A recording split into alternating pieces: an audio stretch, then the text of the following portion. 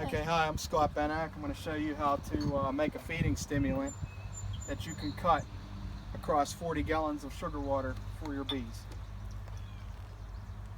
What I have here is actual essential oils. They're real essential oils. They're not fragrance oils or anything like that. So you have to make sure that you buy the right kind of oil. And basically the recipe is pretty simple. I got a cup and a half of water. I'm going to dump probably 3/4 of a cup into the blender. Try to find a blender that has more metal and glass and less plastic. Essential oils will eat your plastic. So it definitely helps to have one of the older blenders that you buy up out of the secondhand store. And the first part of the ingredient, it's a 4-part, I guess 5 parts if you're counting the water. It's a four essential oils, 4 different kinds. What I have here is I have wintergreen oil. Wintergreen essential oil, 100% pure. And I'm going to take a tablespoon and I'm going to add that. And again, this is for a 40-gallon feed recipe. So I got a tablespoon of wintergreen oil. I add that to my mix. 1 tablespoon.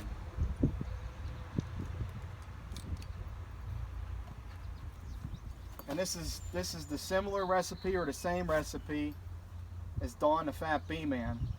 And that's where I got it from, but you could see it just kind of mixed up again as a second time, if that helps. Now the other thing I'm going to add in here, okay, we're done with the wintergreen, now we're going to add lemongrass. That's the second oil. Lemongrass, less than a 1/4 teaspoon. Okay, just a little, basically a little drop in there. It goes a long way. If you've put too much wintergreen in, it can have a repellent effect or start a feeding frenzy, one of the two. Either way, it won't work exactly in your favor, so be careful with the tea tree oil. The last two are going to be the same amount of each. We've got tea tree oil. Tea tree is a very powerful antifungal. We're going to add 1 teaspoon of tea tree oil. 1 teaspoon. And we're going to add 1 teaspoon of spearmint, which has antibacterial properties in it.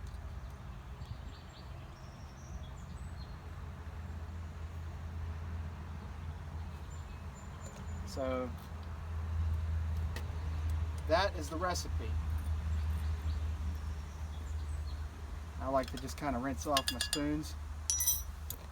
And again, you see I got these. I found these in the secondhand store. They're just metal. All they are is just the metal measuring spoons. And again, the plastic could get eaten up by the oils. Okay, so be careful. The oils are very powerful. You don't want to get them all on your skin. You got to be safe with them. They are 100% pure and they're concentrate. So I keep a little bit of water back, sort of as a rinse aid, to rinse my blender and dilute it further when I'm done. But to recap, we put in 1 tablespoon of wintergreen,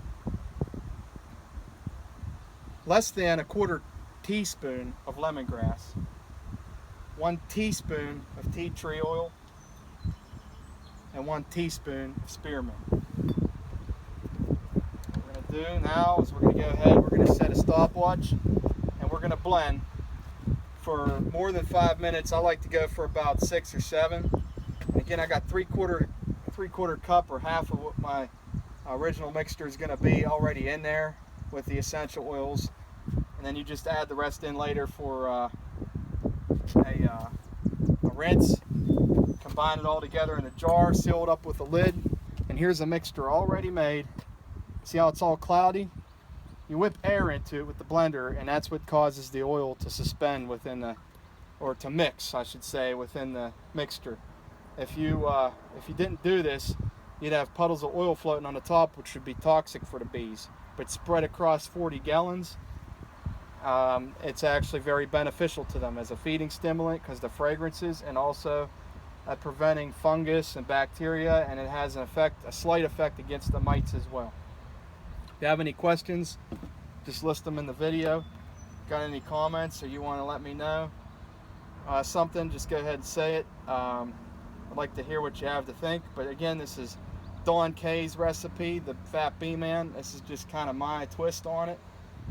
I really don't have a bee house. I'm outside doing it, and I had a few extra things that I discovered. The older blenders work better. I ate the guts out of a plastic newer blender one time, and also I learned that, you know, the metals and the glass are less affected than the plastic. So I hope that helps you. I hope you enjoy the video. Okay, thank you.